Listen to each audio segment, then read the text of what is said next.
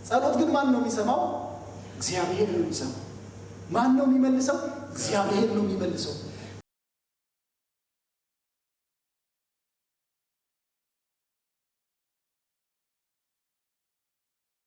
ጌታ የተባረከ ይሁን። ስለ ሁሉ እግዚአብሔር ይባረክ። በጸሎት ያገለገሉንን፣ በሙዚቃ መሳሪያ በማስተካከል ያገለገሉንን እግዚአብሔር ይባርክ። እኔንም እግዚአብሔር ይባርከኝ።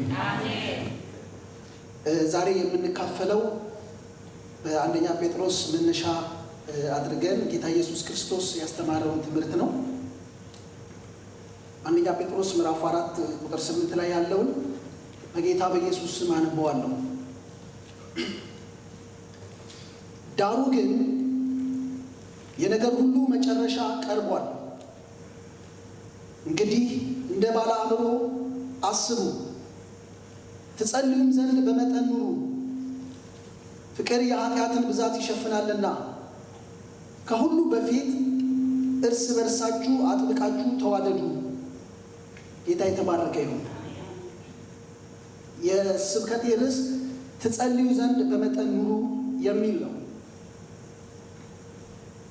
እንግዲህ መጠን ለሰው ልጆች ሁሉ አስፈላጊ ነው። ከመጠን በላይ ሰው ሲበላ ቁንጣን ያዘው ይባላል አይደል? ስለዚህ የምትወዱትን ምግብ ሆዳችሁ ከልክ በላይ ከበላችሁ የምትወዱት ምግብ ይረብሻችኋል። እውነት ነው ውሸት ነው? እውነት ነው። ምንም ብትወዱት ልክ አለ። ጎበዝ የተባለ ሰው የጉብዝናው ልክ አለ። ኑሮም ደግሞ ልክ አለ። ለምንድን ነው ካላችሁ ኑሮን በልክ አድርጉት የተባለው ለመጸለይ። የሚጸልይ ሰው አቅሙን፣ ልኩን፣ ማንነቱን ያወቀ ሰው ነው። የሚጸልይ ሰው አቅሙን ያውቃል፣ ልኩን ያውቃል።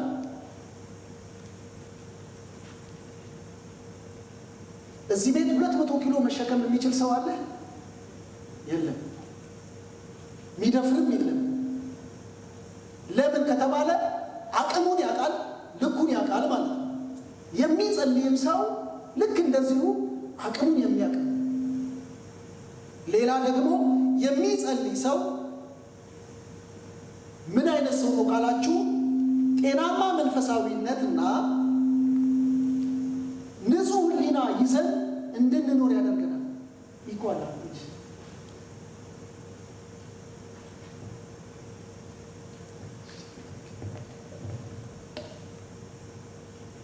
የሚጸልይ ሰው ጤናማ መንፈሳዊ ሕይወትና ንጹህ ሕሊና ይኖረዋል። መንፈሳዊነት የሚለካው በትክክለኛ ጸሎት ስለሆነ ማለት ነው። የንጹህ ሕሊና ደግሞ የሚለካው በመጸለይ ስለሆነ ማለት ነው። ስለዚህ ለመጸለይ በመጠን መኖር አስፈላጊ ነው። ሌላው የሚጸልይ ሰው አምላክ መኖሩን ያለ እርሱ መኖር እንደማይችል ያውቃል። ልክን ማውቂያ በጉልበቴ አይልም፣ ሰርቼ ባከማቸው ሀብት አይልም፣ በገንዘቤ አይልም፣ በእውቀቴ አይልም፣ በዘሩ አይነካም። ሞት ያልደፈረው ዘር የትኛው ነው በዓለም ላይ? ሁሉም ማለት ኃጢአት ያላሸነፈው ዘር የትኛው ነው? ሁሉም። ኢየሱስ ኃጢአተኞችን ሊያደርገን ወደ ዓለም መጣ የሚለው ቃል የታመነ ነው። ሰው ሁሉ ሊቀበለው የተገባ ነው።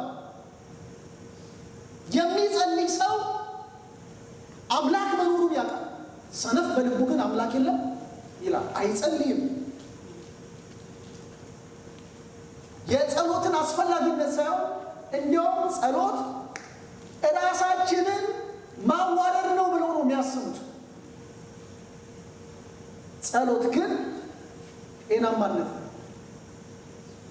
ጤናማነት ነው። ጤናማነት ነው። ጸሎት ለሰው ልጆች ሁሉ ደግሞ አስፈላጊ ነው። አንድ ወቅት ላይ ጌታ ኢየሱስ ክርስቶስን መጡና ሉቃስ ወንጌል ምዕራፍ 11 ላይ እንደዚህ አሉት። ኢየሱስ ከጸሎት ሲወርድ እንደዚህ አሉት፣ ዮሐንስ ደቀ መዛሙርቱን ጸሎት አስተምሯቸዋል እና ለእኛ ምን አስተምረን አሉት?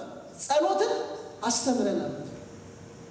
ከኢየሱስ ክርስቶስ ጋር አብረው እየኖሩ እሱ ይጸልያል፣ እነሱ ግን አይጸልዩም። ስለዚህ አንተ ምን አድርገን አሉት? አስተምረን አሉት። ጸሎት ትምህርት ይፈልጋል። ያልተማረ ሰው የእግዚአብሔርን እውነት ያልተማረ ሰው እንዴት መጸለይ እንደሚገባው አያውቅም። ምክንያቱም እግዚአብሔር የሚሰማው ጸሎት እንደ እግዚአብሔር ሐሳብና ፈቃድ የተጸለየን ስለሆነ ማለት ነው። ካልሆነ ግን ከባድ ነው። ለዚህ ነው ሰው ጸልያለሁ ይላል፣ ሕይወቱና ንግግሩ ግን ልክ አልባ ነው። የሚጸልይ ሰው ልክ አለው። እምነት የሚችለው ልብ በሉ፣ እምነት የሚችለው እንደ እግዚአብሔር ሐሳብና ፈቃድ የሆነውን እንጂ የሰውን ምኞትን አይደለም። እኔ አማኝ ነኝ ተብሎ ምኞትን በመናገር ምንም አይሆንም። አማኝ ነኝ ተብሎ ግን የእግዚአብሔርን ቃል ተናግሮ ይኖራል። አሜን አትሉ? አሜን። ጻድቅ በእምነቱ በሕይወት ይኖራል ይላል። ጻድቅ ያስባለው ምንድን ነው ካላችሁ የእግዚአብሔር ቃል ነው። አማኝ ያስባለው፣ ጻድቅ ያስባለው የእግዚአብሔር ቃል ነው። በሕይወት የሚኖረው ባጸደቀው በእግዚአብሔር ቃል አምኖ ጸንቶ ሲኖር ብቻ ነው። ልክን ማወቅ ከዚህ በላይ ያለ። ስለዚህ ጌታ ኢየሱስ ክርስቶስን አሉት፣ አስተምረን አሉት። ጸሎት በግል ይደረጋል። ጸሎት በቤተሰብ ይደረጋል። ጸሎት በቤተ ክርስቲያን እንደዚህ አሁን እንደተሰበሰብነው ይደረጋል። ጸሎት በአደባባይ ይደረጋል። ኢየሱስ የተቃወመው ጸሎት የትኛውን ነው ካላችሁ በግሉ ወደ እግዚአብሔር የማይጸልይ ሰውዬ ሰዎች በተሰበሰቡበት የጸሎት አንደኛ ሲሆን ግብዝ ይለዋል። እግዚአብሔርን እንደሚፈልግ የሚያስመስለው የት ነው? ሰዎች በተሰበሰቡበት አደባባይ ላይ። ኢየሱስ ግን እንደዚህ አለ፣ በመጀመሪያ የአደባባዩ ጸሎት መደረግ አለበት። ነገር ግን በመጀመሪያ በግል በግላችሁ ማታውቁትን ሰው አደባባይ ስለሱ ስትመሰክሩለት ከባድ ነው አይደል? እንደው ምሳሌ ላይ ባልንጀራውን በማለዳ የሚባርክ እንደ እርግማን ነው። ምን ማለቱ?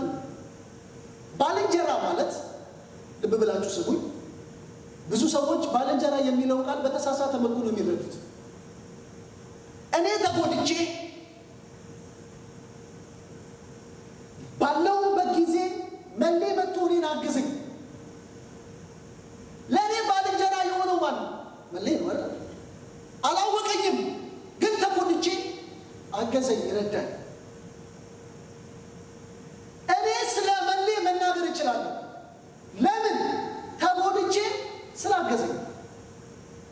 እሱ ግን ስለ እኔ መናገር አይችልም፣ የእኔን መልካምነት ስላላየ። እሱ ለእኔ ባልንጀራ ሆነኝ፣ እኔ ግን ለእሱ አልሆንኩትም።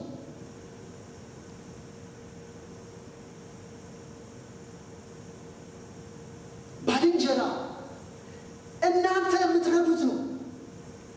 እናንተ የምትረዱት እርሱ ስለ እናንተ መልካም ነገር የሚናገር ነው። ስለማታውቁት መልካም ነገር መናገር እርግማን ነው። ስለማታውቁት መልካም ነገር ከተናገራችሁ በኋላ ስታውቁት ክፉ ነገር ለመናገር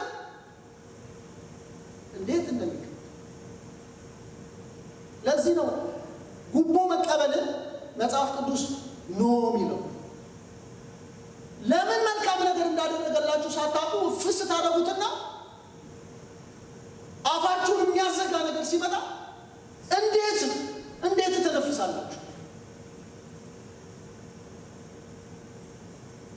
ስለዚህ ኢየሱስ የግብዞችን ጸሎት ነው የተቃወሙ። የትኛውን ካላችሁ በግል እግዚአብሔርን የምናቅበትን ጸሎት ባዶ ሆኖ አደባባይ ላይ ግን ያዙኝ ልቀቁኝ ስንል ግብዝ ይላል። እግዚአብሔርን በግሉ ያላወቀ እግዚአብሔርን በግሉ ያላወቀው እግዚአብሔርን እንደሚያውቅ በእግዚአብሔርም እንደታወቀ ደግሞ አደባባይ ማሳየት የሚፈልግን ግብዝ ይለዋል። ይሄንን ጸሎት ነው ጌታ ኢየሱስ የተቃወመው። ኢየሱስ ጸልዮአል በግሉ፣ ሙሴ ጸልዮአል በግሉ፣ የእግዚአብሔር ነቢይ ሳሙኤል ጸልዮአል፣ ሌሎችም ነቢያቶችም ሐዋርያቶችም ጸልየዋል። ጌታ ኢየሱስ ክርስቶስ የጸሎትን አስፈላጊነት ማስተማር ብቻ ሳይሆን በተግባርም ነው ያሳየው። ለዚህ ነው በጣም ብዙ የስህተት ትምህርቶች ጌታ ኢየሱስ ክርስቶስ ላይ ያላቸው መረዳት የተበላሸ ቢሆነው አምላክ ከሆነ እንዴት ይጸልያል? ትልቁ ጥያቄያቸው ይሄ አምላክ ይጸልያል አይጸልይም ማለት ነው። ስለ ሥጋው ወራት ነው መጽሐፍ የሚናገረው።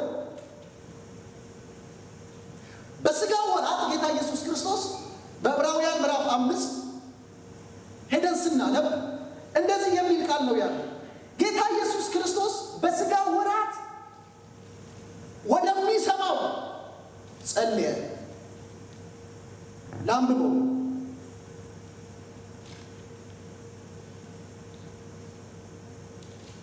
ዕብራውያን ምዕራፍ 5 ቁጥር 7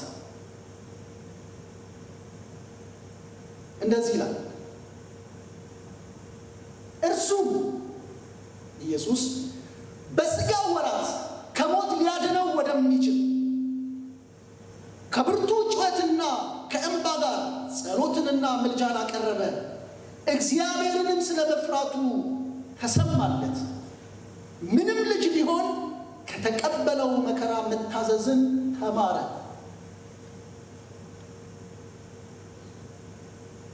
በሥጋው ወራት የሚለው የዓለምን ሁሉ ኃጢአት ለማዳን የመጣበትን ጊዜ ነው።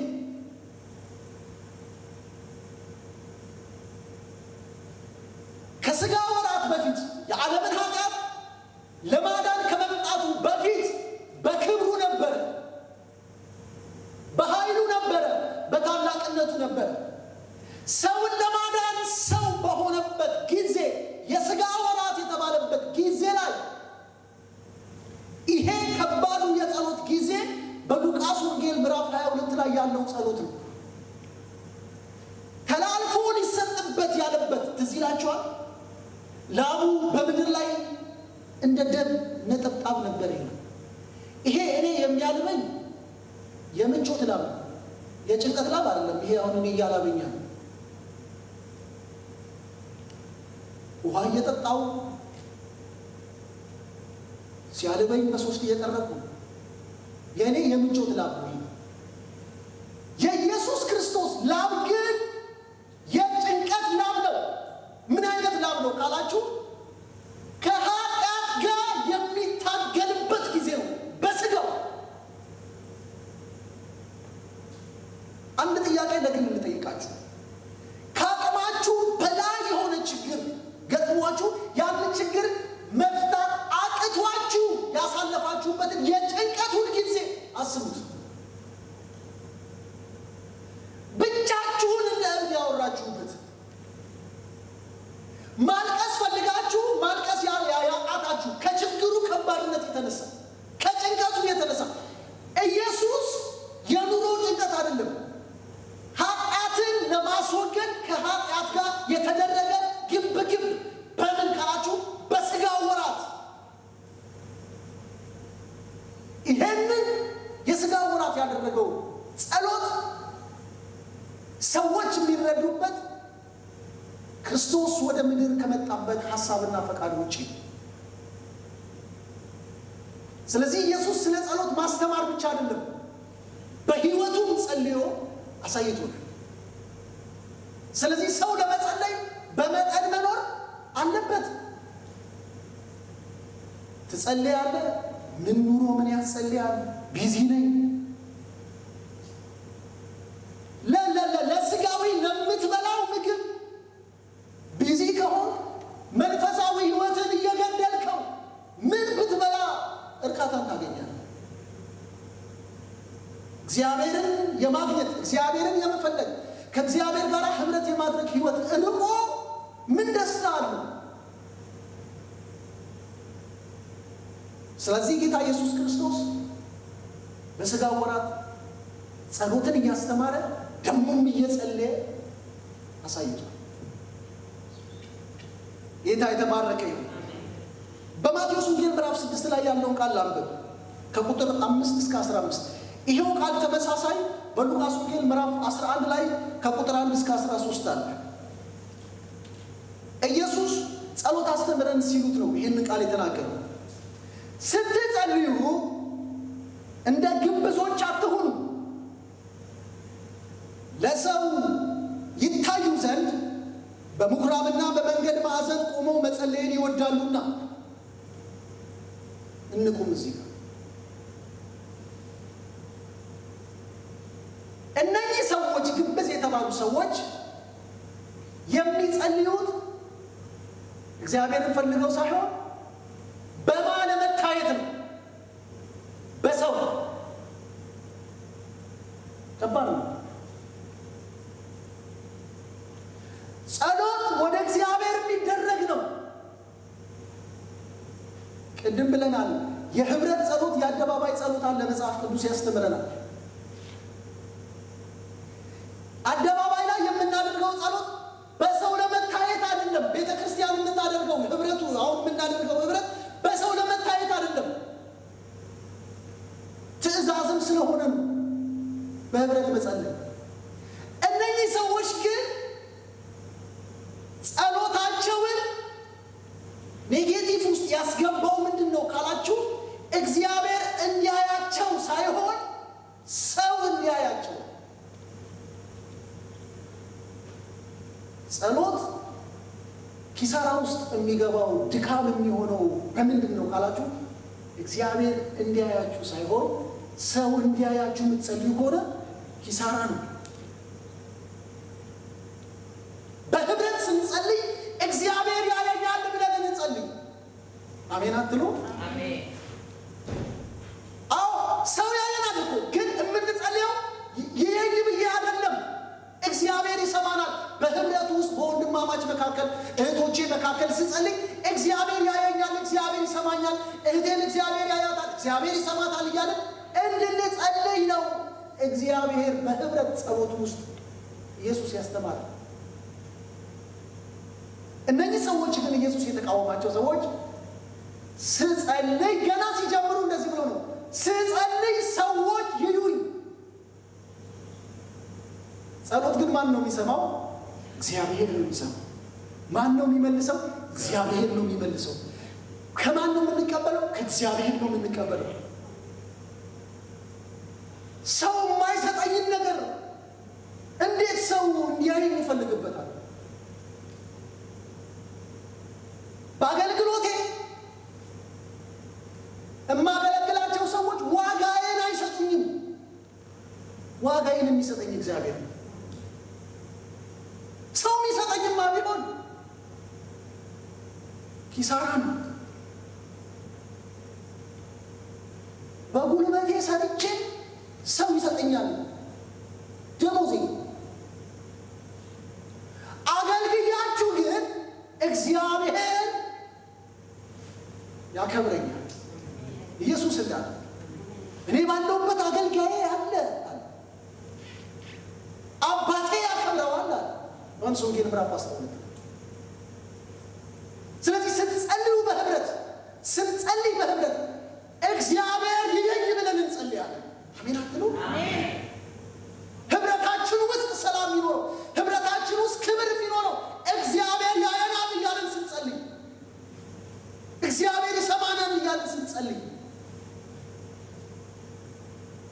ክብር ለጌታ ይሁን። ልቀጥል። በመንገድ ማዕዘን ቆመው መጸለይን ይወዳሉና እውነት እላችኋለሁ ዋጋቸውን ተቀብለዋል። እዛው ነው ዋጋቸውን ተቀበሉት።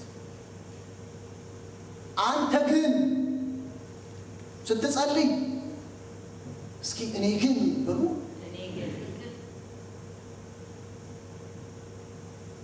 ይሄ የግል ጸሎት ነው። ወደ እልፍኝ ግባ፣ አንድ መዝጊያህንም ዘግተህ፣ ሁለት በስውር ላለው አባትህ ጸልይ። በስውር የሚያይ አባትህ በግልጥ ይከፍልሃል። እላይ ያለው ሰውዬ ደሞዙን የተቀበለው ጸሎቱን ሲጀምር ማን ይሄኝ ብሎ ነው? ሰው ይሄኝ ብሎ ነው አለ። በቃ ሰዎች ባዩት ጊዜ ዋጋውን ተቀበለ። እንዴት ያሳዝናል! እግዚአብሔር ፊት የጸለየ ግን በስውር የጸለየ እግዚአብሔር በግልጥ ይከፍለዋል። ይሄ የግልን ጸሎት ነው ኢየሱስ እያስተማረን ያለው።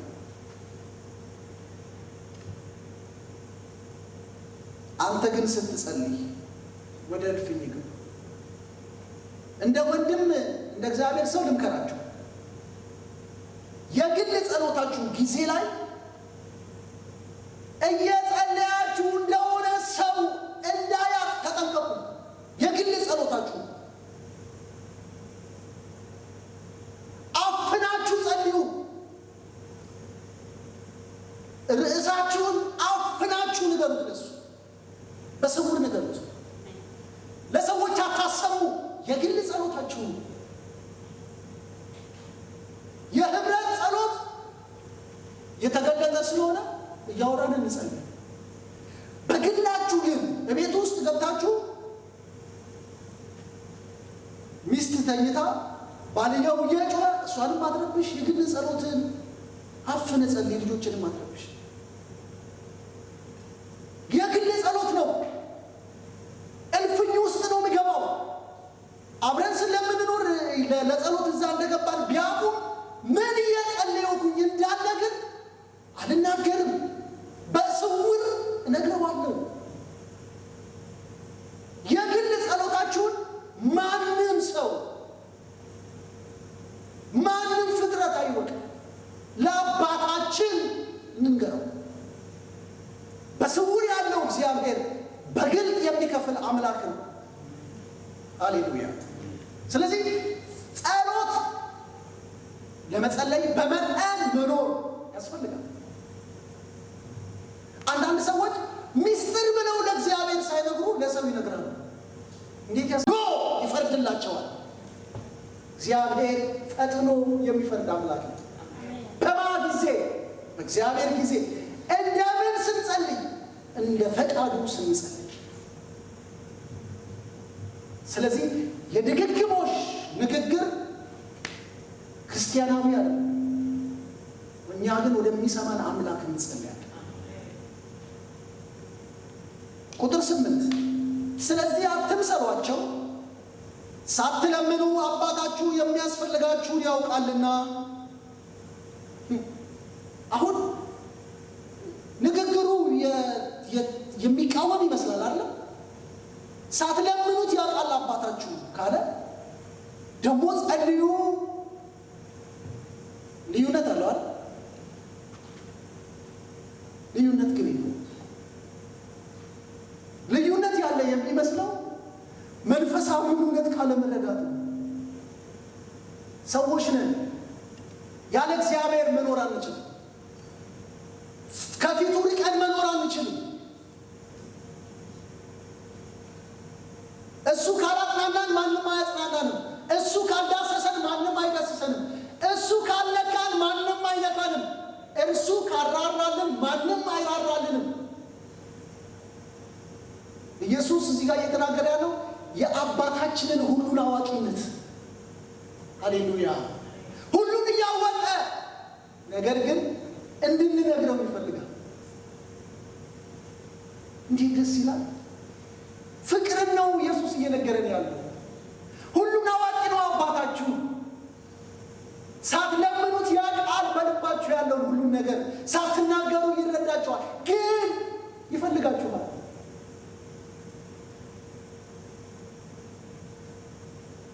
እንድንሰማው ስለሚፈልግ፣ እንድናደምጠው ስለሚፈልግ፣ በእርሱ ላይ ያለን መታመን እውነተኛ እንዲሆን ስለሚፈልግ። ይሄ ነው መንፈሳዊ እውነቱ። እንደ ሰው ግን ስታነቡት የሚጋጭ ነው የሚመስለው። ጸልዩ ይለናል፣ ሳትጸልዩ ሁሉን ያውቃልላል። ካወቀ ለምን ጸልያለሁ ብሎ ክርስቲያን ሰነፍ የሚያደርግ ትምህርት እግዚአብሔር ከቤተ ክርስቲያን ይንቀል። እግዚአብሔር ሁሉን አዋቂ ነው። በሁሉን አዋቂው ፊት ግን እንጸልያለን። ቀጥሎ እንደዚህ ይላል፣ ስለዚህ አትምሰሏቸው፣ ሳትለምኑት አባታችሁ የሚያስፈልጋችሁን ያውቃልና። እንግዲህ እናንተስ እንዲህ ጸልዩ፣ በሰማያት የምትኖር አባታችን ሆይ ስምህ ይቀደስ፣ መንግሥትህ ትምጣ፣ ፈቃድህ በሰማይ እንደሆነች እንዲሁ በምድር ትሁን። የዕለት እንጀራችንን ዛሬ ስጠን፣ እኛም ደግሞ የበደሉንን ይቅር እንደምንል በደላችንን ይቅር በለን፣ ከክፉ አድነን እንጂ ወደ ፈተና አታግባን፣ መንግሥት ያንተ ናትና ኃይልም ክብርም ለዘላለሙ አሜን። ስትጸልዩ እንደዚህ ብላችሁ ጸልዩት። እግዚአብሔር አለ አባታችን ነው። የሚኖረው በሰማይ ነው። በሰማይ የሚኖረው ግን ምናችን ነው? አባታችን ነው። አባታችን ነው። አባታችን ነው እግዚአብሔር። እግዚአብሔር አባታችን ነው። በሰማይ የሚኖረው እግዚአብሔር፣ ሁሉም ቻዩ እግዚአብሔር፣ በስውር የሚኖረው እግዚአብሔር፣ ሳንለምነው የሚያውቅ የሚያስፈልገንን ሁሉ የሚረዳ እግዚአብሔር አባታችን ነው። በሰማያት የምትኖር አባታችን ፈላጊ አልባ አይደለንም። አስታዋሽ አልባ አይደለንም። አባት አለን፣ ቢያስታውሰንም አይረሳ። በስውር ያለ ሃሌሉያ ሃሌሉያ፣ በስውር ያለ የሚዳስስ፣ በስውር ያለ የሚያጽናና፣ በስውር አለ የሚያቆም፣ በስውር አለ የሚዋጋ፣ በስውር አለ እንባን የሚያብስ። ሃሌሉያ! እግዚአብሔር አለ፣ በስውር አለ፣ አባታችን ሆኖ በሰማይ አለ። የሰው አባትነት በቦታ ይወሰናል፣ በጊዜ ይወሰናል። የምድር ዕድሜ አለ፣ ሞት አለ። በሰማይ ያለው ግን ሃሌሉያ አለ። እግዚአብሔር አባታችን ሆኖ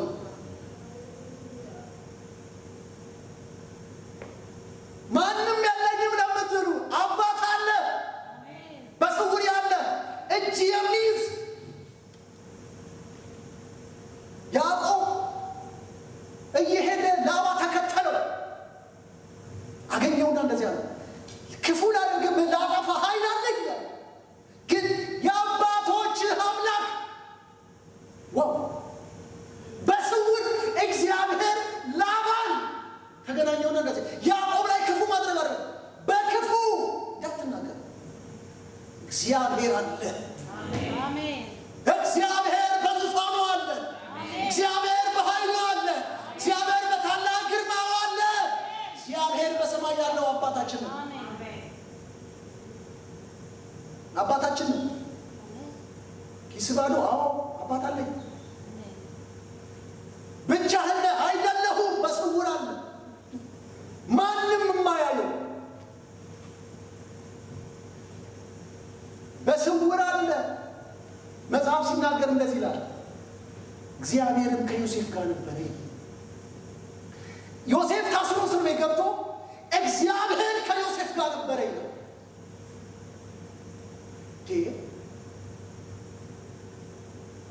ዮሴፍ ብቻውን ነው፣ አባት የለውም አጠገቡ።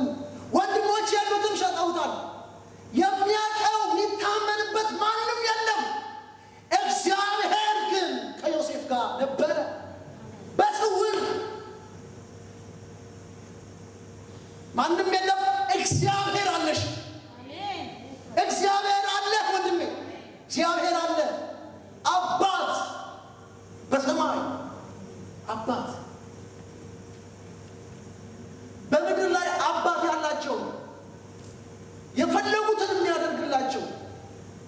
ቢኖራቸው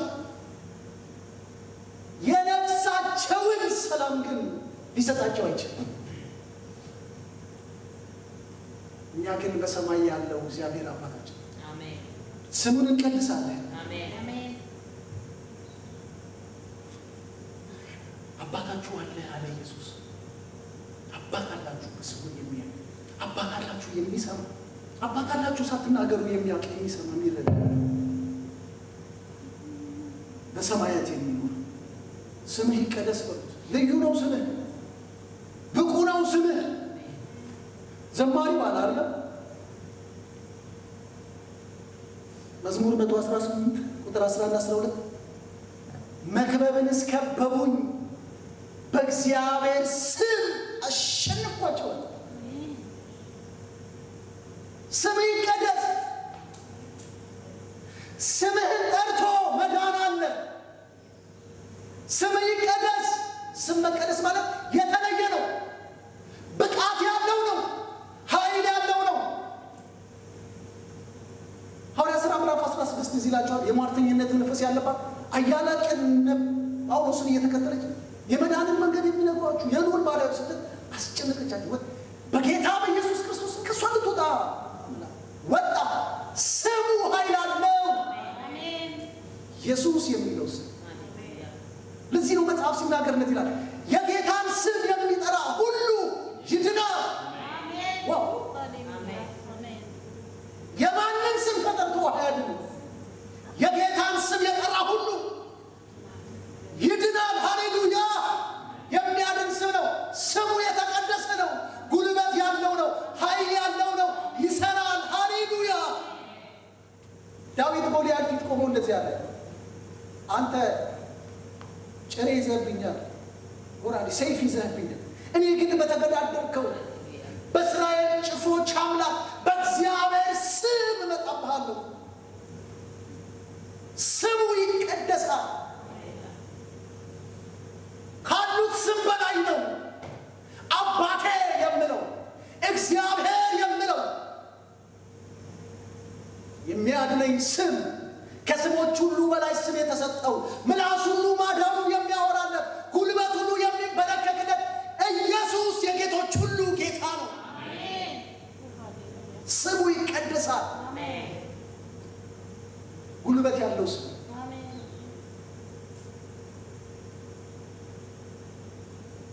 መንግስት ትምጣ፣ መንግስት አለች። ዮሐንስም ጌታ ኢየሱስም የእግዚአብሔር መንግስት ቀርባለችና ንስሐ ግቡ ብለው ነው የሰበኩት አይደል? ማርቆስ ወንጌል ምዕራፍ 1 ላይ መንግስት አለው፣ መንግስቱ ሁሉን ትገዛለች። እግዚአብሔር መንግስት ማንም ሊቋቋማት አይችልም። ኢየሱስ በዮሐንስ ወንጌል ምዕራፍ 19 ላይ ጲላጦስ ፊት ቀርቦ መንግስቴ ከዚህ ዓለም አይደለችም ማለት መንግስቴ ከዚህ ዓለም ብትሆንማ ኖሮ አብረውኝ የነበሩት የተከተሉኝ በተዋጉልኝ ሊይዙኝ በመጡ አይሁዶች ፊት ባስጣሉ፣ እኔ ግን መንግስቴ ከዚህ ዓለም አይደለችም። ከሰማይ የሚመጣ መንግስት አለ። በክርስቶስ ኢየሱስ የተመሰረተ መንግስት አለ። ቀጥሎ እንደዚህ አላቸው፣ ፈቃድህ በሰማይ እንደሆነች እንዲሁ በምድር ትሁን። እግዚአብሔርን ሐሳብና ፈቃድ እንዳንኖር የሚገዳደር በጣም ብዙ ነገር አለ። ሰይጣን አለ፣ ስጋ አለ፣ ሲስተሙ አለ፣ የኑሮ ውጣ ውረዱ አለ። በዚህ ሁሉ ውስጥ ግን የእግዚአብሔር ፈቃድ በክርስቶስ ኢየሱስ ወደኛ ነው። በዚህ ውስጥ ሁሉ ይሄ የእግዚአብሔር ሐሳብና ፈቃድ ያኖረናል። የምትመጣ መንግስት አለች፣ የመጣች መንግስት አለች። ጌታ ኢየሱስ መጥቶ ይወስደናል። ሃሌሉያ! ኢየሱስ በክብር ይመጣል። ኢየሱስ በኃይል ይመጣል። በአባቱ ክብር፣ በራሱ ክብር ከቅዱሳን መላእክቱ ጋር ኢየሱስ ይመጣል። የመሰረታት መንግስት አለች። መጥቼ ወስዳችኋለሁ ብሏል ኢየሱስ። ይመጣል በክብር። ማን ነው የሚመግበልኛ? እንደዚህ ይላል፣ የዕለት እንጀራችንን ዛሬ ስጠን። እግዚአብሔር መጋቢ ነው። ሰው ስለሰራ አይበላም። ሰው ገንዘብ ስላለው አይበላም። ገንዘብ ያላቸው ይሄ ነገር አማረኝ ይላሉ እንጂ የማይበሉ ብዙ ሰዎች አውቃለሁ። ያምራቸዋል እንጂ አይበሉም። እግዚአብሔር ሲባርክ፣ እግዚአብሔር ጤናን ሲባርክ፣ እግዚአብሔር አይምሮን ሲባርክ፣ እግዚአብሔር ቤትን ሲባርክ፣ እግዚአብሔር ሲሰጥ በዘመናችን ከእግዚአብሔር የምንቀበለው ነገር አንጣ። ልባርካችሁ። እግዚአብሔር ሰላሙን ይስጣችሁ። እግዚአብሔር ሰላሙን ይስጣችሁ። እግዚአብሔር ጤናችሁን ይባርክ።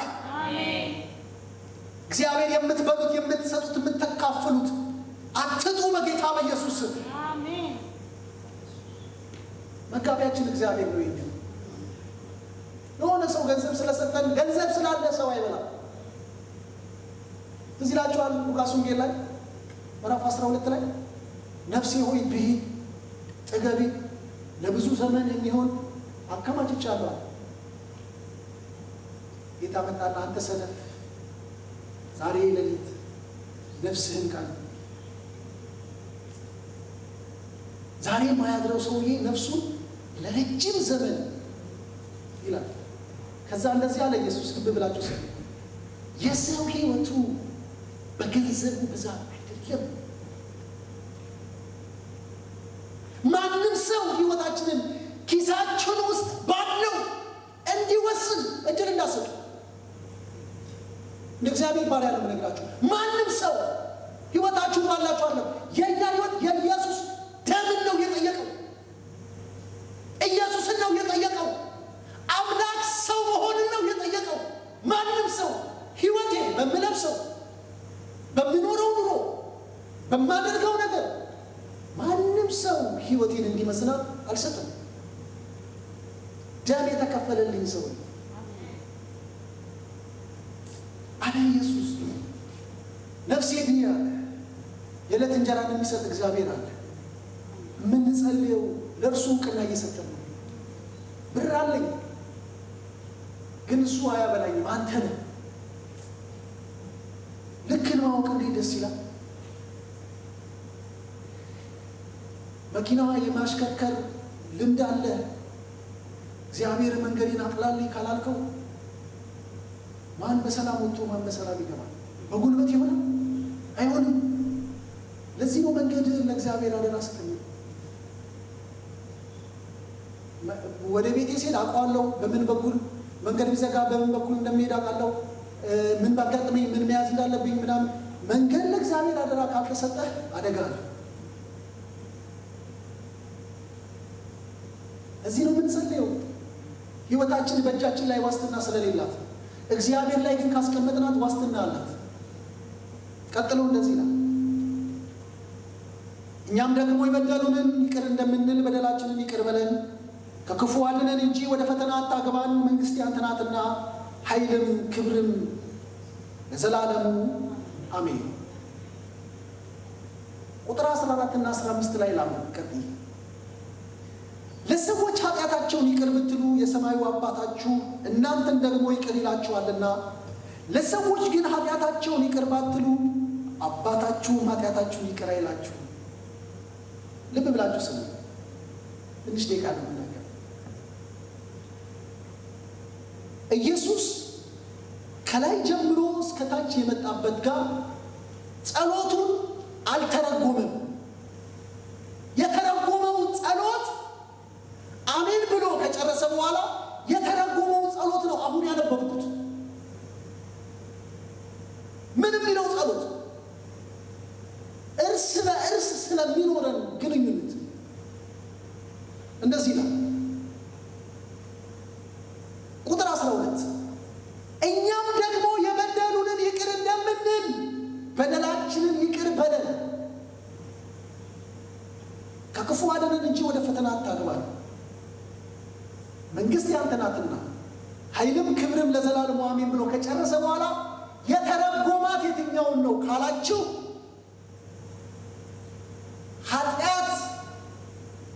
ይቅር የተባለን ሰዎች ይቅር ማለት እንደሚገባ ሌሎች ጸሎቶችን አልተረጎመም። የተረጎመው ጸሎት ይሄን ነው። እዚህ ጋር ለሰዎች ኃጢአታቸውን ይቅር ብትሉ የሰማዩ አባታችሁ እናንተን ደግሞ ይቅር ይላችኋልና። ለሰዎች ግን ኃጢአታቸውን ይቅር ባትሉ አባታችሁ ኃጢአታቸውን ይቅር አይልም። ይቅር ተብያለሁ ብለን ሰዎች ይቅር ወዳለን እንዳይመጡ እንዳናደርግ ልንጠነቀቅ ይገባል። ይቅር ተብያለሁ ብለን ወደ እግዚአብሔር የመጣን እኛም ሌላውን ይቅር አልልም ብለን እኔ ግን ይቅር ተብያለሁ ብለን ስንናገር ይሄንን ህይወት ትክክለኛ በሆነ ህይወት እንድንኖር ነው ይሄንን ጸሎት ኢየሱስ የተረጎመው። ጸሎቱ እኛም የበደሉንን ምን እንደምንል በደላችንን ምን በለን የተገለጠ የክርስትና ህይወት እንድንኖር ይፈልጋል። እኔ አንድ ወቅት አባቴን ካደኩ በኋላ ነው ያገኘሁት እና አባቴ ድሬዳዋ በባጃጅ አደጋ ነው ያጣሁት። ሳልጠግበው ማለት ነው አግኝቼ ሹፌሩ አባቴን ከገጨው በኋላ ወደ ሐኪም ቤት መውሰድ ሲገባው ትቶት ሄደ። በማታ ነበር የገጨው፣ አልታየውም። እሱ ብቻ አይደለም አባቴ ነው በሰዎች የደረሱ ሰዎች ፖሊስ ጠርተው ብለው ወደ ሆስፒታል ወሰዱት። ባጃጁን አስቀምጦ አባቴ በስውር ሄዶ ሆስፒታል አሉ ሲነግሩ ጠየቀ። ከዛ ደም ጭንቅላት ውስጥ ፈሶ ስለነበረ ሞተ ማለት ነው። ከዛ ነገሩኝ። ሌሊት ደውለው ነገሩ እኔ ሌሊት ላይ አስፋልት ልሻገር ስል የኤሌክትሪክ ገመድ ተበጥሶ ሲገለኝ ያየሁ እና ተነስቼ ጸለይኩ።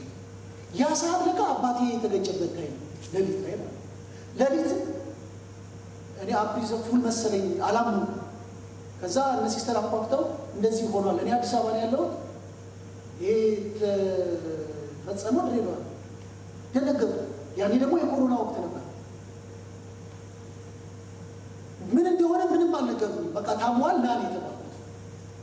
ከዛ አባቴ ሙስሊም ስለሆነ እኔ አልቀበርኩትም። ተቀብሮ ነው የጠበቀኝ ሪሳ ስለማያደርግ መስልም። ያኔ ደግሞ በኮሮና ወቅት መንገድ ዝግ ነው፣ መኪና አታገኙ። ከዛ ደረሱ። ምርር ብዬ ነው ያለቀስኩት። በህይወቴ ማረስ ማለት ለምን አገኘሁት? ቢያንስ አጠገቤው አድርጌ የተወሰነ ጊዜ እንኳን አባትነት ፍቅሩን አብሬ ኖሬ ማየት ፈልግ ነበር እና ለምን አገኘሁት? ከልጅነቴ ጀምሮ ያላገኘሁትን እግዚአብሔርን ለምን አገኘሁት ማለት ሳልጠግበው ማጣው ከሆነ መጽናናት ሁሉ ነው ያቃተኝ። ከዛ በኋላ በሰው እንደተገደለ የተፈጸመውን ሲነግሩኝ ውስጥ ያዘንና ከዛ አንዳንድ ሰዎች ይመጣሉ። ወንድ ልጅ እኔ ነኝ አባቴ፣ ወንድ አንተ ነህ፣ ወንድነትህን ታሳያለህ የሚል ሰው መጣ ማለት። ከዛ ትግል ከራሴ እጸልያለሁ። ትግል ጌታው እኔ ሰውን ተበቅዬ እስር ቤት መግባት አልፈልግም። ከዛ ደግሞ ሴጣን መጥቶ ደግሞ ይላቸዋል ብትገባም ጌታን አትክድም፣ ወንጌል እዛ ውስጥ ታገለግላለህ። ይህ ሰው ገድዬ ገብቼ እንዴት ነው ወንጌል ማገለግል? ከራሴ ጋር ይትርግ ሰው ይቅር ስለማለት ነው ማውራችሁ። ትግል ሆነ። ከዛ በተያዘ በሶስተኛው ቀን በአራተኛው ቀን ቤት የነበረ ለቅሶ ቤት የነበረ ሰው ባጃጁ ሲወራ ስለሰማ ኮንትራት ከሌላ ቦታ ይዞት እቤት ድረስ ለቅሶ ቤት ድረስ መጣ ባጃጁ ይዞ። ከዛ ብር ላምጣ ብሎ ገባና የገዳዩን ባጃጅ አግኝቼዋለሁ። ገዳዩ ባጃጁ ለሴትዮዋ ሰጥቶ እሱ ቤት ተቀምጧል ጨንቆት። ባጃጁ መስራት ስላለበት ሴትዮዋ ሌላ ሹፌር ሰጥታ ነው። ሹፌሩ ደግሞ ሙስሊም ነው፣ ጾመኛ ነው። ያኔ